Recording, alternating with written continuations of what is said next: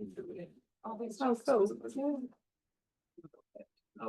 And you've shared screen? No. Have you? If you go into there, yeah, sorry, and then do shared screen. I know maybe you have got share screen on.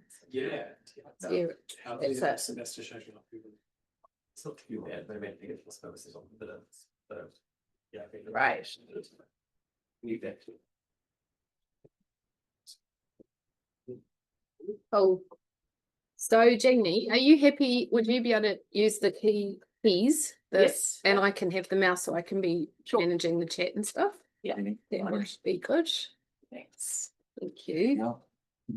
Okay, we've just got a few people coming in the room. Can you hear us okay online? Good sound? Yep, great.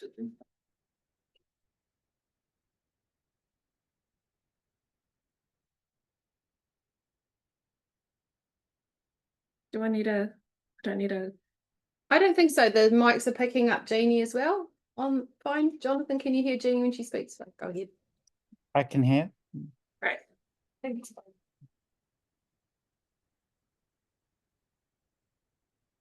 Fantastic. Well, there's a chat open already. Good sound. Thank you, Janine. All right. Well, kia ora koutou. Thank you so much for coming to our second seminar of the year, actually. So we're having fewer seminars this year, but we're working on publicising them more deeply. And so it's really great to have you all here in the room and online for this one.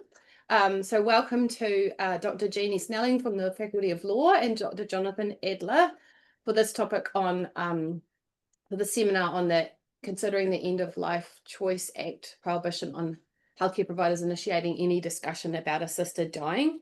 Really interesting topical issue. And so I just want to, in a second, I'll just hand it over, but just in terms of housekeeping, if people online could keep themselves on mute for now. If you have questions, we will have a robust question and answer discussion part, and we'll move to that towards the end of the seminar, but you're welcome to pop a question in the chat. I won't put it in until we turn to the question time, but if you want to put it in there because you think of it, that's great, just pop it in. Or in the room, obviously you'll have to just remember your question until the Q&A. So, and I'll call on you, can use that raise hand function if you want to ask your question verbally. Okay, so thank you very much, Jeannie. Take it away. Okay, thank you. It's a real pleasure to be able to present this seminar to a lot of my old colleagues, former colleagues from the Bioethics Centre. And it's also a real pleasure to present this seminar with Jonathan, who is a palliative care specialist. So he works in the field of end of life every day.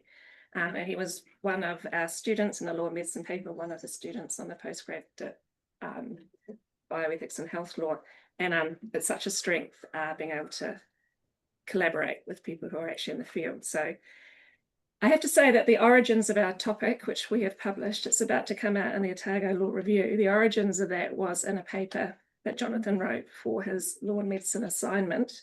I'll let him explain about it a bit more. And he made what I thought was a fairly novel argument that I hadn't seen in the literature before, relating to this particular provision in the Act. And so we agreed to collaborate on a fuller paper. And so that's what we're going to present today. So in terms of what we're going to go over, I'll just tell you the overview, and then I'm going to hand it back over to Jonathan, who's sort of going to scene set how this has affected his practice, how he came to think about it, and what led our research. So we'll be giving you a bit of an overview from a clinical perspective.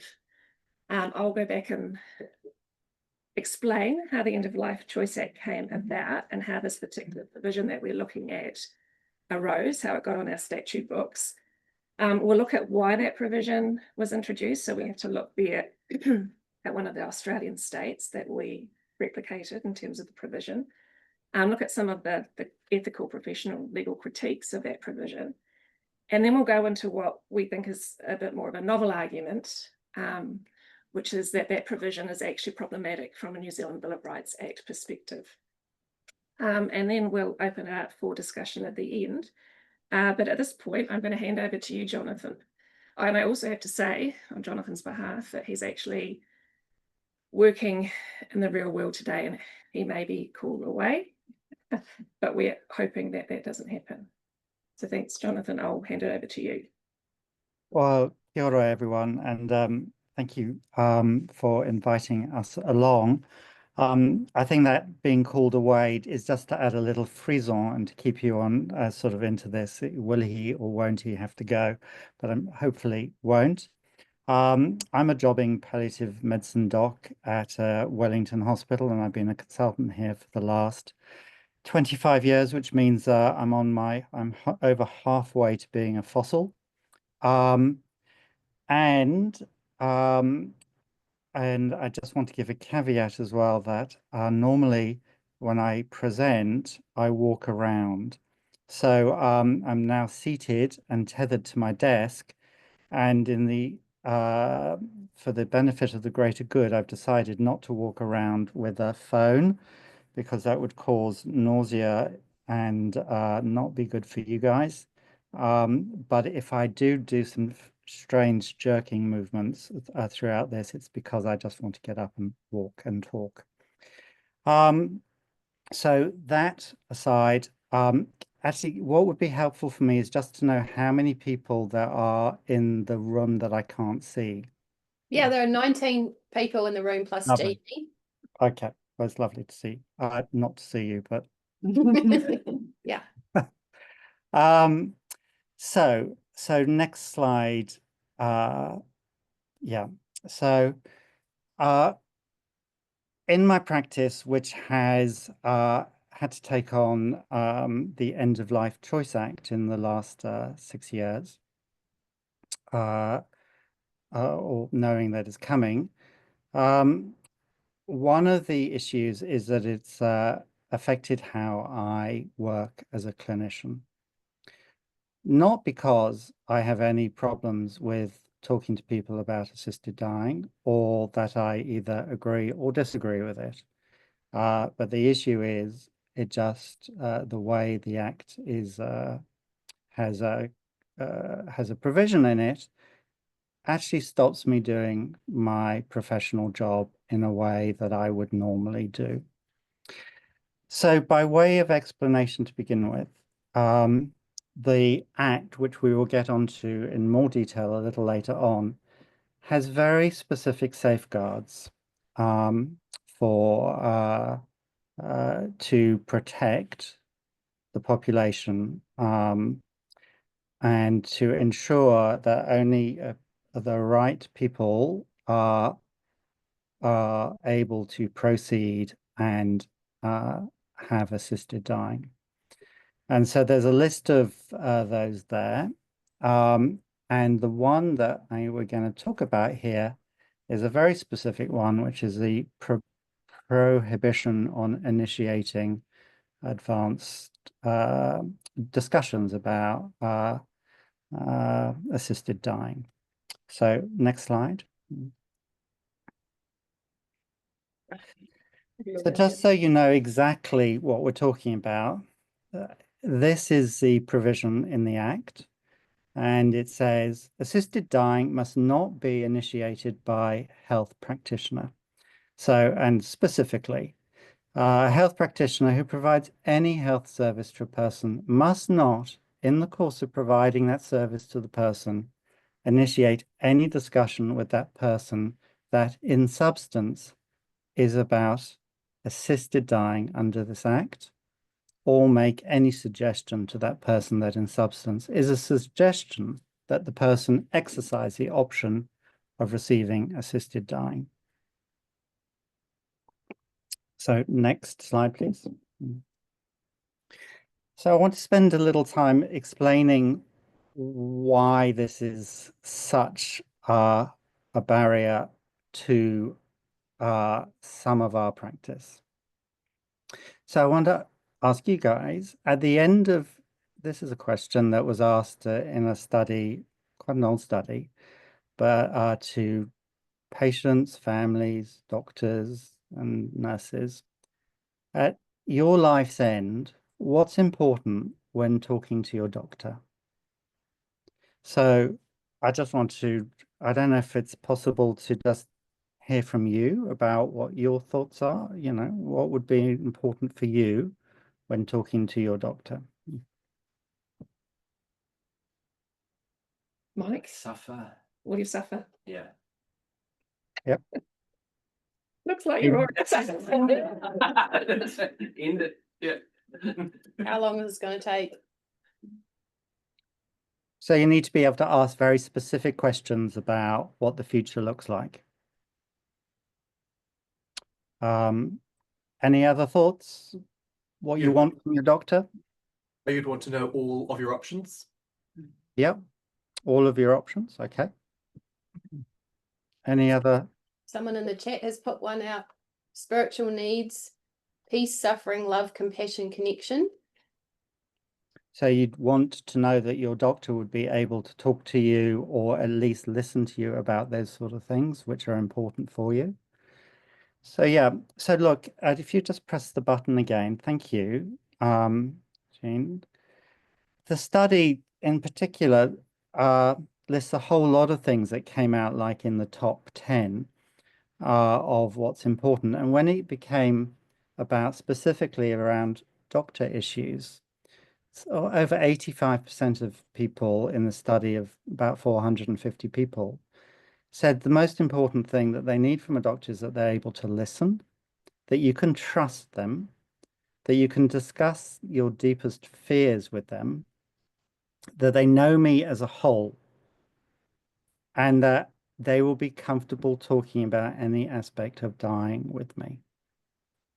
So as we sort of explore further the End of Life Choice Act and specifically the prohibition on discussions, that it's good to take that in, those thoughts in. So next slide, please.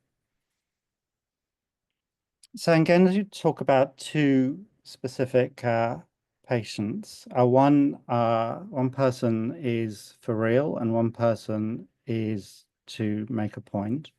The first person was for real, was someone I saw 3 days ago who has very advanced cancer of their pancreas and is a middle-aged woman who had around her bed her husband and her daughter. And I was sitting down and we were chatting, and I was saying, so what is it when you think about where things are or the future that's really important for you? And she said, well, what I really want to do is I want to go home and then it can all be over. And I thought, and so I said, well, when you say all over,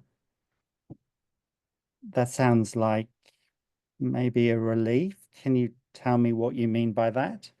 And she said, no, I just want it to be all over. So I said, well, have you got any thoughts about what that would look like? And she looked at her daughter, and she looked at her husband and said, no, but it's important that it's all over. And so I said, well, some people, when they tell me things like that they want it all over, are thinking about specific things about how that could happen. Are you thinking about anything in particular? And she said, no, but it is important that it's all over. And so I said, well, sometimes people are thinking about ending it themselves and taking their matters into their own hand. And she said, no, I don't want that, but I just want it all over.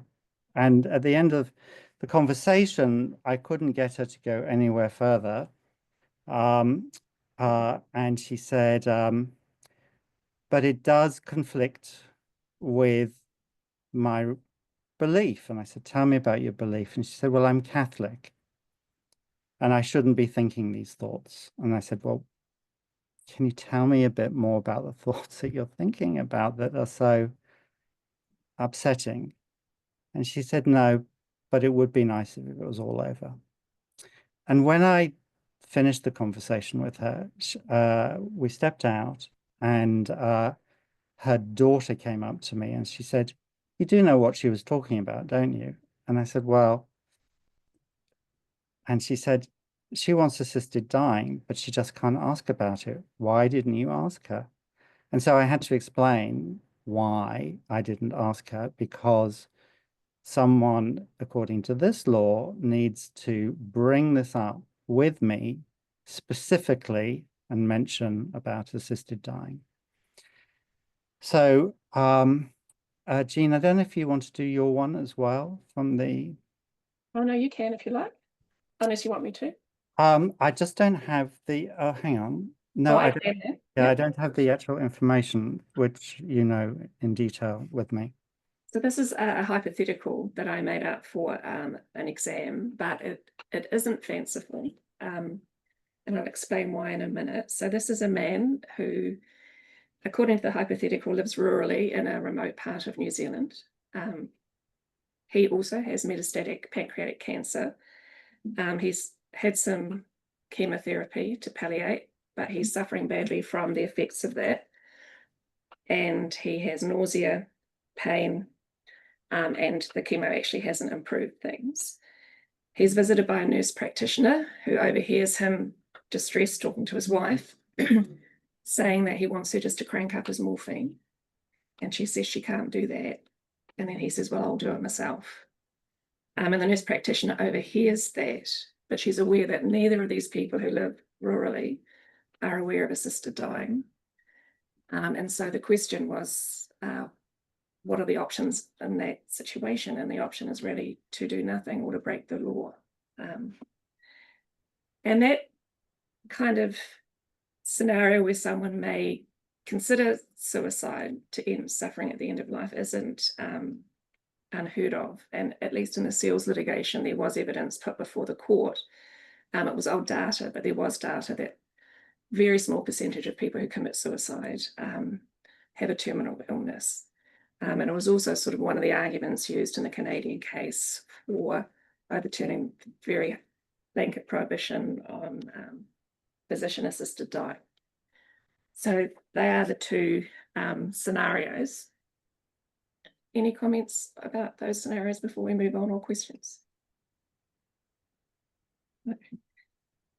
Okay, so you might be wondering, how did we get here? How did New Zealand introduce a prohibition like this? Do any of you have ideas why we have introduced this prohibition? Death panels. Pardon me? Death panels. Death panel. A concern that doctors would be killing their patient, they're raising and forcing it on their patients, like a coercion department kind of type concern. So I think to understand where the law came from, we need to sort of take a bigger step back and look at the context in which the bill came about. So we all know that, I'm assuming that this origin of this bill was a members' bill, so it wasn't subject to the kind of scrutiny that perhaps a law commission might give to a proposed law that could be deemed to be morally contentious. I think that when this bill was read in Parliament, it was probably one of the most contentious bills that we've seen in the last few decades. It resulted in organised lobbying on both sides of the ethical debate. One organisation was put together to support legalisation, use for compassion, and a proponent or an opponent of the bill was hashtag Defend New Zealand, who thought that there were fatal flaws in the bill. The End of Life Choice Society has campaigned for end of life choice for years. But we also had new sort of people on the block as well who were opposing it. So these were kind of billboards that were put up around New Zealand. Another organisation is the Care Alliance, who opposed the Act or the bill in its original form. So that's sort of just to give you a sense of sort of the political tensions that arose. When that first bill was introduced, it was relatively liberal. And it was widely criticised for not having enough safeguards for vulnerable people. It's a really politically charged issue, and a lot of people in Parliament at that point said, we'll support it, but on the basis that it's got to be improved through the legislative process, through the Select Committee and through Parliament. New Zealand First said their support was conditional on a referendum requirement being put in the Act, and that is what happened. I think that this bill is quite an extraordinary process. My thing's not Sorry, you've got it. Thanks. Normally, once a bill goes to the select committee, in this case it was the Justice Select Committee, the select committee analyses it, receives multiple submissions, proposes amendments, and then it gets sent back to Parliament to vote on it.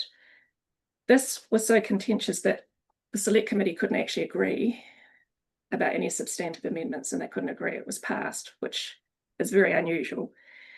They said they'd leave it to the Committee of the Whole House to debate it.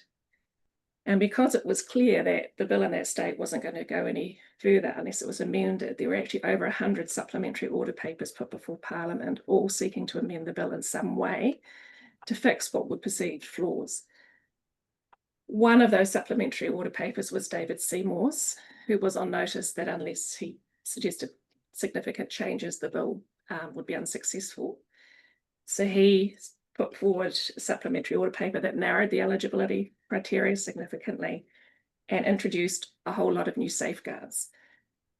So that was when, at the point in time where that prohibition in Section 10 was introduced. So in effect, the safeguards in Section 10 were almost reverse engineered, which isn't the normal process. So the point that I'm making is that a lot of those safeguards and additional provisions weren't really subjected to select committee scrutiny. They weren't also subjected to Bill of Rights Act consistency. That normally happens when a bill was put in Parliament, but because it had already happened back at the first stage, it didn't happen again. And we know that it passed its first reading on the basis of a conscience vote and then came into force just over 3.5 years ago, following the referendum. So in terms of I'm going to use one of Jonathan's terms, the nubbins of this. The nubbins of the Act is basically that terminally ill people who are assessed as eligible have a right to request and receive assisted dying. To exercise that right, you have to make a voluntary enduring request and you have to retain decision-making capacity. And as we've sort of alluded to, there are extensive procedural requirements and safeguards to mitigate what has been seen as risks. The eligibility requirements, because some of you may not be familiar with these, first of all, the first couple of provisions require that a person's 18 years of age and is a New Zealand citizen. In terms of the nature of their condition, it requires that the person suffers a terminal illness that's likely to end their life within 6 months. They have to be in an advanced state of irreversible decline in physical capability, and they have to experience unbearable suffering that can't be relieved in a manner that the person considers tolerable. And finally, they have to be competent, and the test of competence is set out in the Act. So significantly, anyone who is assessed has to be assessed by 2 clinicians. One is the attending medical practitioner, and if they find that the person looks like they're eligible, then there's an independent medical practitioner assigned to the patient. But before you can even be assessed for eligibility, the Act sets out all of the provisions and requirements for a doctor who receives a request. So if Jonathan was asked to talk about assisted dying, the Act sets out the information that has to be given. They have to be told of their prognosis, their options, their reversibility of assisted dying. They have to be encouraged to talk to other people, but they can't be required to. And the clinician has to take steps to ensure that they're not making this choice on the basis of pressure from anyone else. So there's a lot that has to happen before you can get to assessment stage.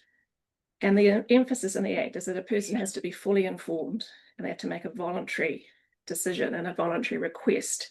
So there's this emphasis on full information, which is a little bit ironic because Section 10 prevents some people from being fully informed in the situation.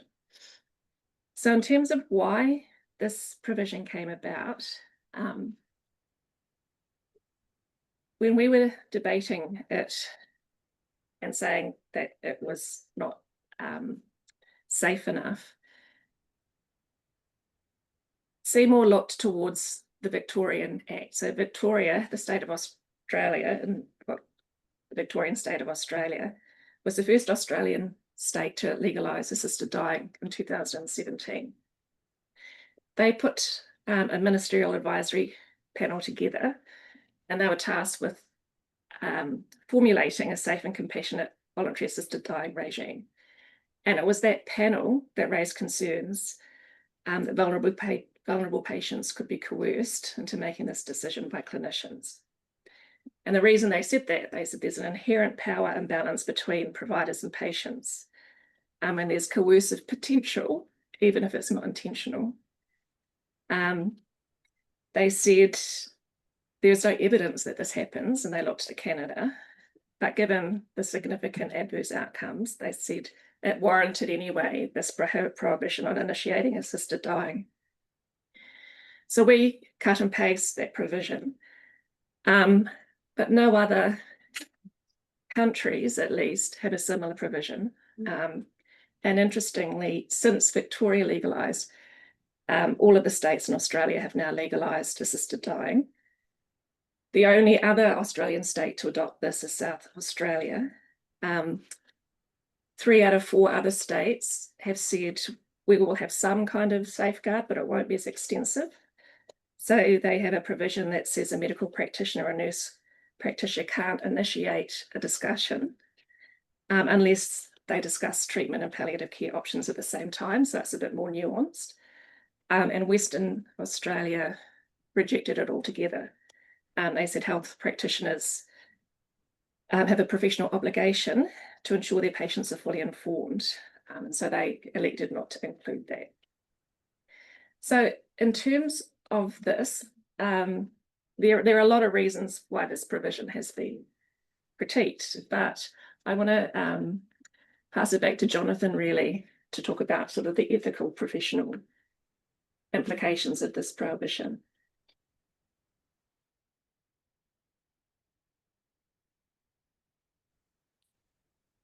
I think your slides are different to mine now. Can you just go on to the next one?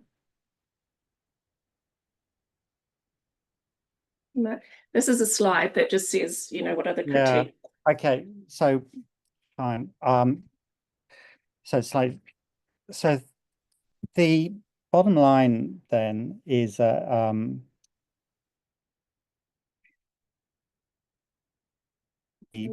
ethical issues and what are the problems that fall out of that. And I'm just going to summarize some of the things that people have brought up in the literature and some of the things that occur in my everyday practice. So the first one is about this balance between autonomy and paternalism. Now, any assisted dying act, I guess you could argue, is a testament to the power of autonomy and an individual's right to decide about their living and about their dying. And so any act would seem to support this idea of autonomy.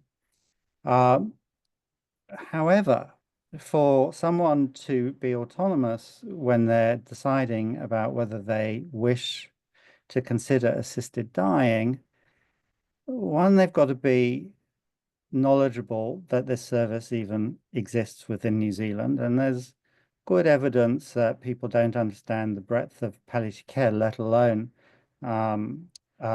what may or may not be available when it comes to assisted dying. They need to be aware that if they actually want it, that they need to bring it up themselves, and the doctor can't bring it up for them. And there's really good evidence that patients don't bring up things with their doctor if they think that the doctor doesn't really want to hear them, or that the patient, if they feel because the patient hasn't brought it up, because they'll say, well, they'll bring it up when they want to, and so both are just waiting for the other person to bring up a particular issue. And the other thing is they need to feel free and empowered to raise issues. Now, if they are aware that there is a stipulation that the doctor can't bring up this topic, the question is, well, how are they going to feel and how empowered are they going to feel in themselves to raise issues if they feel that there's kind of this taboo going on, that it's kind of difficult to talk about these things. And, this is very unusual. We don't normally do this. A patient with cancer, for instance, we don't wait for them to say, well, are there any options like chemotherapy? Or a person who comes in with pneumonia says, oh, so you're telling me I've got pneumonia? How about some antibiotics? It's kind of very different to the way we would normally operate. So you could argue that their autonomy is undermined by this because of those three things I've just outlined. The corollary, the opposite to this, is that, the paternalism side and the arguments about why you shouldn't do this is that, well, maybe it will cause suffering. Maybe by bringing up this topic with somebody, it will cause them to lose hope. And maybe it will cause depression. Maybe it will cause their low mood to worsen. The evidence that when it comes to suicide and bringing that up is the opposite. And there's no reason and there's no data to suggest that by bringing up topics with somebody that you are more or less likely to cause any suffering. It's very dependent on that person. So then there's the issue about, well, is it coercive to bring it up? And everyone, will have their particular perspectives, I guess, on that. That saying, if it is coercive to bring up a topic like this with somebody, then how does that logic apply to bringing up a topic such as should somebody be resuscitated or be ventilated, or do you want antibiotics, or what are your thoughts on dialysis? And the other thing, and the final thing around this sort of, argument of paternalism, or that, we're worried that the doctor has too much power, is, by bringing this up, and many groups have brought this up, and it's a very, it's a strong argument, is that, well, what does it say about the intrinsic value of life and somebody's worth, and especially the elderly and people with disabilities would say, or some of the people in those who represent them would say, it's a direct threat to, how society, who already were invisible or were undervalued, or we feel threatened by, that we are a burden on them. By bringing this up, it reinforces that. So next slide. Oh, no, sorry. No, I've got the slides that you haven't. So there's another issue around equity. Now, people who access assisted dying in other countries, and I haven't seen data here as to exactly whether it's the same, that's not people who go through with it, but people who actually raise the issue in the first place. So usually Caucasian, middle class, well-educated people. And the reason is, well, you could think, we don't know, but I mean, the likelihood is that if you're from any of the groups outside of that, then maybe you don't know as much about it, or it's taboo in your a particular group, or we just don't know. But the issue is that we know that people in rural communities access assisted dying less than people in urban communities. People who access assisted dying are less likely to be from non-Caucasian backgrounds when it comes to actually who goes through with it. And so the question is, if you limit even the discussion about this, what does that do to equity, and does it have any impact on that, or does it widen the inequity? And we will find that certain groups in society avail themselves of this and others don't. Now, there may be multiple reasons why that happens, but one of them may be because people aren't aware that they can do this. And the final thing I just wanted to mention is trust. Trust is cornerstone of a clinician-person interaction. Somebody has got to feel that they can bring up anything with that person, with the doctor or the nurse, and that they're not going to be judged. If they know that there is a taboo issue around this, they may wonder whether they can actually bring this up, because maybe the clinician in front of them isn't going to be supportive of this, because there must be something going on if the legislation is so clear about this, because it's so unusual with respect to any or almost any other conversation. And the other thing is the trust the patient, that the physician has with the person. You know, if I am unable to do my job, if the physician is unable to do their job by raising topics that you would normally, you know, as you would any other topic, there's an erosion of the nuance of a conversation that you would normally have around and it undermines the confidence of some clinicians, because they're constantly worrying, is it okay to have spoken about that? Is this going over what the law would see is okay or not? There's big gray areas about how far you can and can't do things. So with that, next slide. This is Oh, okay. what one of you. Sorry, so my slides are different to yours now. Oh, this is it. So Okay, I think what we should do is just move on now to Yeah. the prime argument. Yeah. So just so to summarize basically those arguments or those perspectives of Jonathan's, the provision adds to stigmatization, arguably. It conflicts with ordinary professional and ethical principles about informing patients, risks inequitable outcomes, and also risks harms of premature death of people who in their life when they're suffering earlier than they would have had they known that they had a backdrop of assisted dying. I'm going to go through this quite quickly, but we all have rights under our Code of Rights. So these are in addition to sort of our common law rights, and they go further. So our right to be fully informed under right 6 of the Code of Rights says that we all have the right to the information that a reasonable consumer in their consumer circumstances would expect to receive.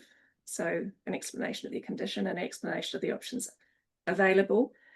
And before they make a choice or give consent, they have the right to information that a reasonable consumer needs to make that decision. So significantly, Section 10 of the End of Life Choice Act has overridden Rule 6, which is quite considerable. I'm just going to go on next, Jonathan, just talk about, there's not much social science research on this because it's only us and Victoria really that have this provision, but there is some limited evidence that's come out after these new laws have been rolled out. And one involved a study looking at participating doctors' perspectives on the regulation of voluntary assisted dying. When it came to the prohibition, there were some doctors who said, oh, I feel reassured by that prohibition. It means that the patient's definitely driving the request, but more were concerned about it, that it could prevent patients making informed choices. And some of them went so far as to say they felt morally compromised, they felt deceitful, they felt intellectually dishonest withholding information about AD, and they felt like they were letting their patients down. And there have been similar responses in New Zealand. This is a small study that included people who provided and didn't provide assisted dying. But for some providers, there was one person in this study that said, I feel reassured that it's patient-led, I don't have a problem with it. But others said it intruded into the patient-doctor relationship. There was muzzling, stifling, and censorship on clinicians. So that's sort of all the arguments that have been marshalled around Section 10. And this is the argument that Jonathan originally proposed. Are you happy for me just to run through it now, Jonathan? He's frozen. He's frozen. Okay. Oh, no. Go right up. So Section 14 of the Bill of Rights Act says that everyone has the right to freedom of expression, including the freedom to seek, receive, and impart information and opinions of any kind in any form. So this right could be engaged in the healthcare context when speech is compelled by the state. Doctors have to say something. So, for example, if a doctor has a conscientious objection to abortion, they have to tell their patient that they have that. And also, it can be engaged when health professional speech is prohibited by the state. So, for example, Section 10 of the End of Life Choice Act. What I want to emphasize here is that there's two limbs of Section 14. There's the right to freedom of expression, but there's also within that the second limb of the right to seek and receive information of any kind. So that second limb of the test has recently been reinforced by the courts in the context of health professionals. But when we're talking about prohibited speech, like in the End of Life Choice Act, we know that it's going to potentially engage the rights of the health professional, but it may also engage the rights of the patients to hear, to seek, and receive information. So we're talking about the Bill of Rights Act, not just in relation to clinicians, but also in relation to patients who may be denied information.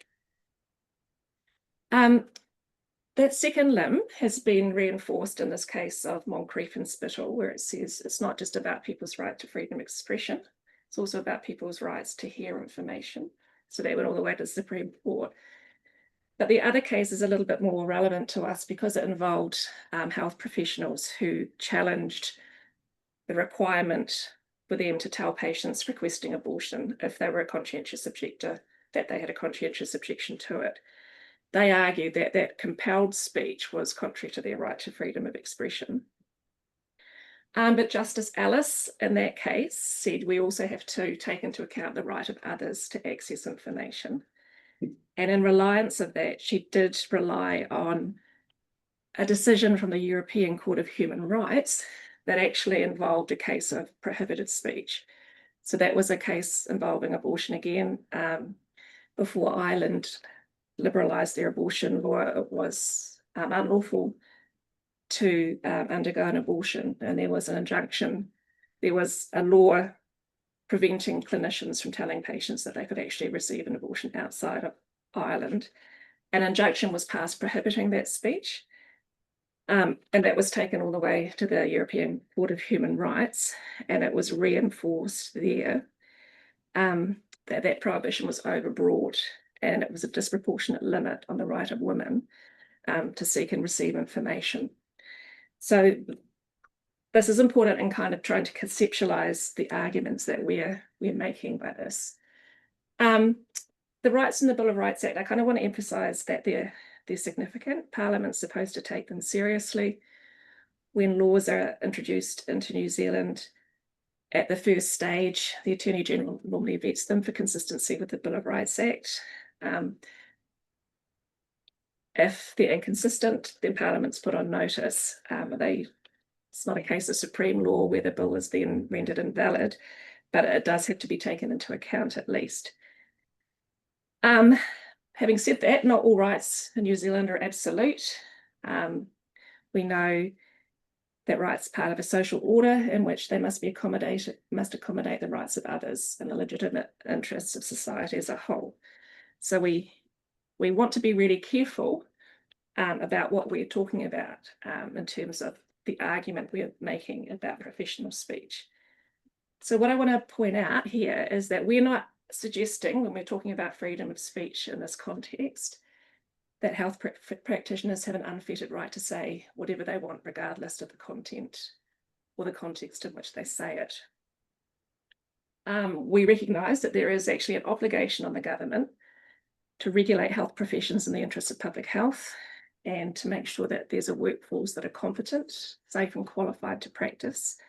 And we know that they have established regulatory authorities that are authorised to formulate professional standards and to promote professional conduct. So we're not talking about some kind of freestanding right to say whatever you like. And we have seen cases where the regulatory authorities have sanctioned people who they thought were making public statements that were contrary to the conduct expected of them. So, for example, in that case of Canada, it involved a senior medical specialist who was making public comments about the COVID-19 vaccine safety and efficacy. There was a complaint that it would be causing harm by increasing vaccine hesitancy. And so his practicing certificate was interim suspended. He challenged that and said that was contrary to his right to freedom of expression. And the court said there was authority of that professional body to put some restrictions on his speech in that context when you could relate it to potential public harm, but that any kind of limitations had to be reasonable and proportionate. And in that case, it was disproportionate, and that they had gone too far. Jean, This is an interesting case. Jean, it's Jonathan. Yeah.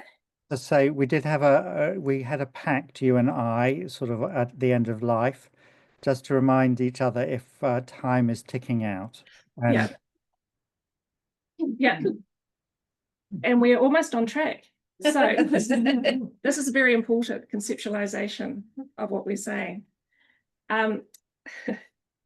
Public speech by a midwife on Facebook that was offensive to minorities and also suggesting misinformation. That was a case where it was said that people who are members of the professional bodies are subject to certain expectations of conduct. So we're not saying that there's this right to freedom of expression that's unfettered, but what we are saying is when we're talking about professional speech, it's speech conveying accurate, reliable and comprehensive advice that corresponds to the insights of their knowledge community.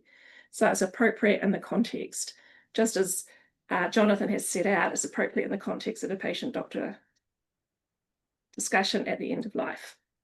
So if we apply that, we know that we have this prima facie right, but Section 5 of the Bill of Rights Act says the rights and freedoms of the Bill of Rights Act, in this case freedom of expression, can be subject only to reasonable limits prescribed by law, as can be demonstrably justified in a free and democratic society. So in terms of working out whether it's a justified limitation, we have this case that set out this really nice methodology of determining whether a limitation of a right is justifiable. So if we run this through sort of Section 10, the first question is, what is the objective, and is it an important objective? We know that it's driven by this concern that terminally ill people may feel coerced or unduly influenced, or that they're a burden on society. We're aware that it's to prevent harm to terminally ill people, and so we might all agree that the objective, preventing harm to terminally ill, vulnerable people, is an important objective. But the next question is whether the limit used, which is Section 10, is rationally connected to that objective. Sort of on the con side, there's no evidence that coercion is actually happening in practice, and if anything, the evidence available suggests it's clinicians who are trying to influence people not to have assisted dying rather than the other way around. So it could be suggested that overriding this protected right is arbitrary and unnecessary. Or you could say just because we don't have evidence doesn't mean it's not happening.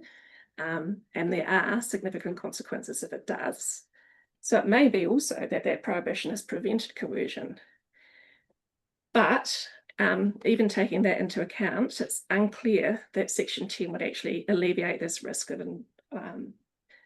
undue influence in a direct and material way, given the assessment process that are fairly rigorous in the Act, assessment by two people, the requirement to stop the process if there's any suspicion on reasonable grounds that a person is under pressure. And we also need to factor in the rights of people to seek information. So we know there's potential for unintended but potentially harmful consequences here. There are people who are not vulnerable for suggestion, but they're still denied information that may have been relevant to what they would have chosen at the end of life. We know that it may lead to premature death. It may lead to inequity.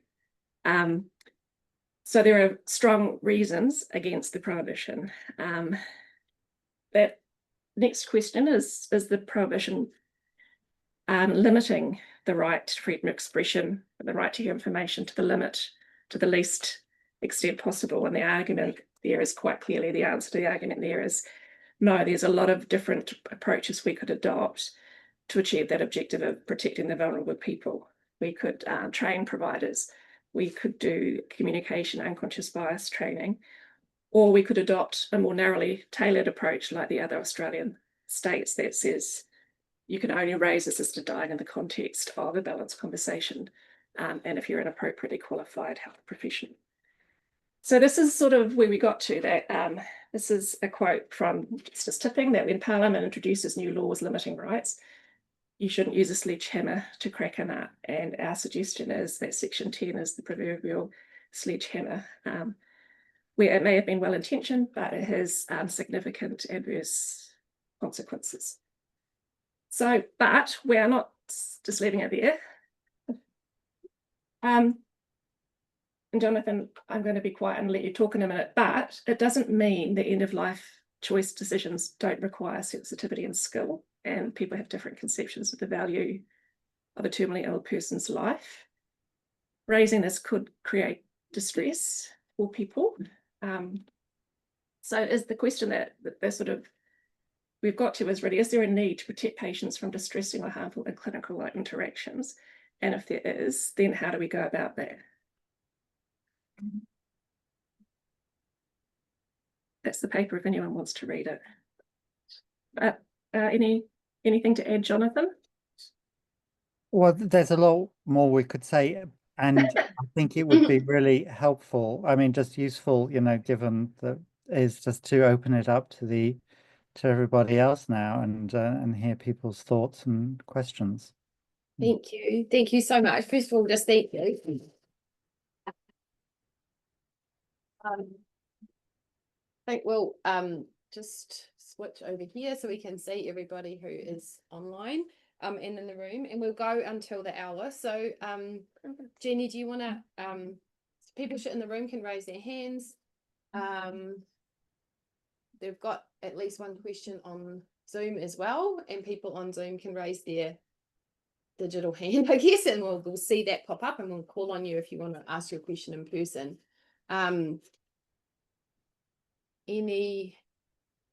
Okay, we've got a few questions in the room. Yeah, Dana, you want to go first? I was just wondering about the European decision, the European Union decision, and the sort of scope of the rights to information. It was pretty much in the same terms as our Section 14, so it was comparable.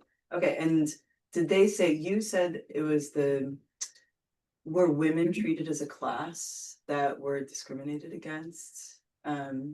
So is it the fact that women were not given this right, or is it individual patients?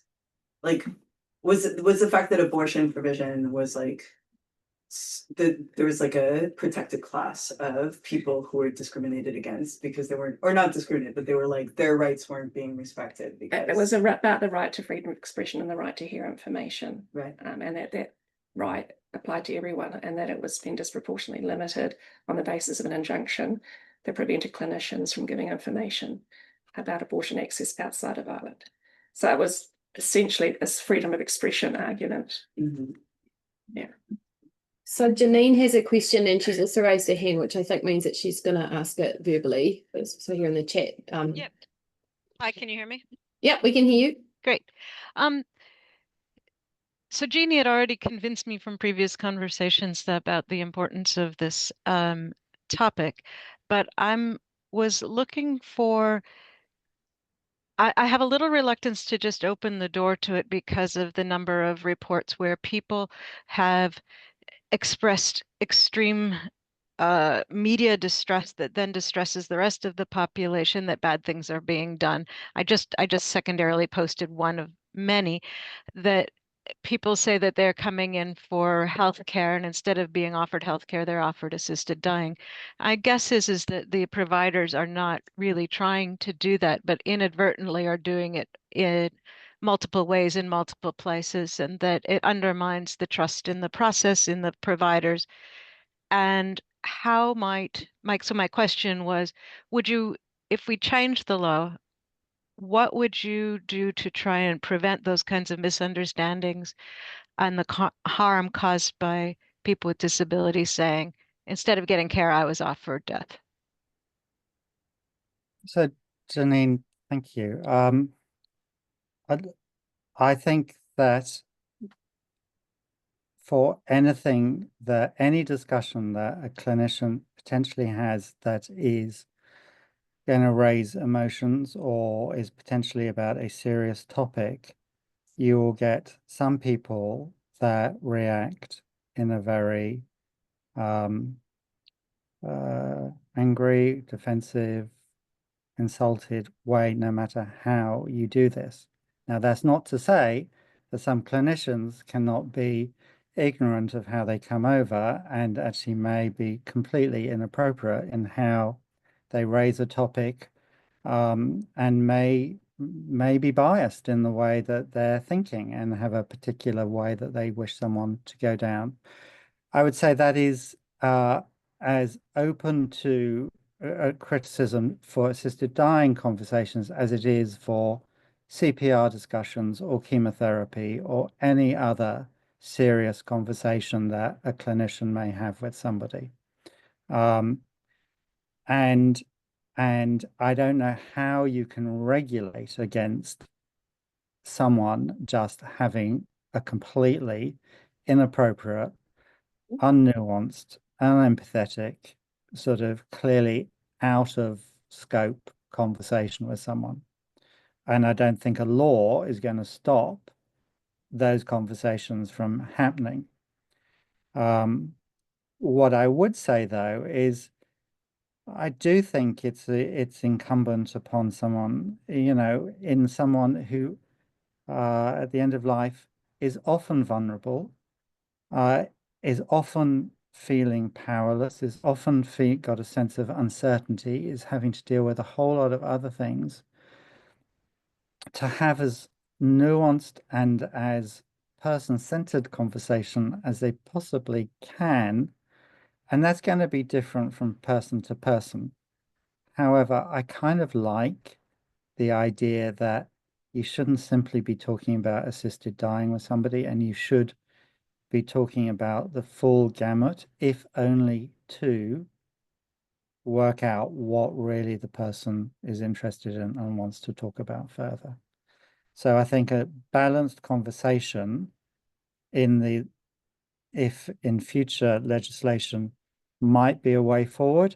However, in reality, I don't think it will stop bad eggs, from having bad conversations. I just had a follow-up from this discussion, because I do wonder to what extent these examples from Canada relate to situations where assisted dying was discussed for non-terminal illness, which I think is different in terms of disability advocacy than terminal illness, which we have that, we have that restriction in New Zealand that it's terminal illness only. And following from that, the question is, would your analysis be different if we had a law that was not just restricted to terminal illness? You could say the stakes are relatively lower in the sense that this person is going to die within 6 months anyway, or at least that's the prognosis. While if assisted dying were allowed, like in many other countries, for non-terminal illness, would you maybe be more prudent in this prohibition, or would you have more safeguards in place and to have, how to have this conversation basically? It's a good point, and I'll just answer it quickly because I want to let James talk because he's clinician. I take your point that we can't compare New Zealand's very restrictive, narrow eligibility criteria with the case in Australia, where you don't have to be imminently dying. And so the experience we can't compare, and there can be things reported in the media that once you actually investigate them, the facts may not necessarily equate to the message that's being said. So sometimes those messages can be distorted depending on a person's agenda. Someone want to talk? Well, James wants to talk, but ask a question, but he also So the question was, if we really broadened it, well, that would change what your expectations are. But I don't think at this point in time, New Zealand is going to really broaden it significantly. James, James is maybe right off the phone at the exact right last possible minute. So great. Hi. Thanks, Jeannie. Thanks, Jonathan. It's, as a clinician, I'm used to telling people about all the options as per, as you say, the HDC law and everything. So this is one case where you can't talk about all the options, but just as Jonathan was saying, if it was discussed as part of a range of end-of-life care options, including the full palliative care package, which can include withdrawal of treatments, withdrawal of life-sustaining treatments, if it's part of that menu of options, not just you only talk about assisted dying. And I think for people who are dying already, who have less than 6 months to live, they may be thinking of these options anyway, but we're not allowed to explore the full range of options. Well, we can talk about everything else apart from this one thing that we can't talk about, and that can really get in the way of some conversations, as Jonathan was alluding to in his previous presentation. And certainly in some cases of dying people dying of bowel obstruction, for example, you would love to be able to talk about an option which would lead to a much more pleasant death than dying of bowel obstruction, but you can't. And so you have to discuss everything else but this option. So that can be morally distressing for clinicians as well. So there's all sorts of things, but I do like the title of your paper, Sledgehammer to Crack a Nut, but it's not a nut that we're talking about. It's an actual human being which has family and feelings, and it's more than the skin of a nut that has been cracked. Thank you. There are probably more questions, but we can leave the Zoom on. We can leave, Jeannie's here, so we can lock the door and ask questions. But I just want to take this moment to formally close the seminar. Thank you so much, Jeannie and Jonathan. This is such a beautiful example of exactly what the Bioethics Seminar Series wants to be about, and especially being able to link with another part of the university through the law faculty and clinical practice. So thank you for just exemplifying. Fantastic. We're really grateful for you. So thank you very much. Only thing I'll stop here is the recordings.